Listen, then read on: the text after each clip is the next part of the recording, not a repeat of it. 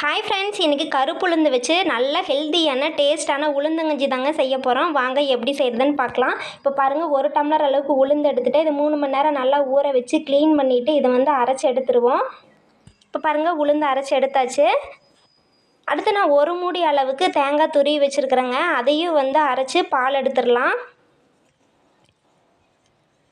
உங்களுக்கு இந்த வீடியோ பிடிச்சிருக்கு அப்படின்னா நம்ம சேனலை சப்ஸ்கிரைப் பண்ணிக்கோங்க. இப்போ பாருங்கள், தேங்காய் பால் எடுத்தாச்சு, உளுந்தும் எடுத்து வச்சுட்டேங்க. இப்போ உளுந்து ஃபஸ்ட்டு வந்து அரைச்சி எடுத்துருக்கேன். அதில் வந்து தண்ணி சேர்த்துட்டு ஃபஸ்ட்டு உளுந்து வந்து நல்லா கொதிக்க வச்சிடலாம்.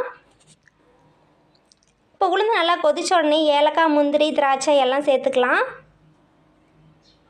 அடுத்து நம்ம தேங்காய் பால் வந்து சேர்த்துக்கலாம். இப்போ இதை நல்லா கலந்து விட்டுடலாம். பாருங்கள், தேங்காய் பால் வந்து கொதிச்ச உடனே நம்ம தேவையான அளவுக்கு நாட்டு சக்கரை சேர்த்துக்கலாம். அவ்வளோதாங்க, ரொம்ப டேஸ்ட்டான ஹெல்த்தியான உளுந்தங்கஞ்சி ரெடி ஆகிடுச்சு.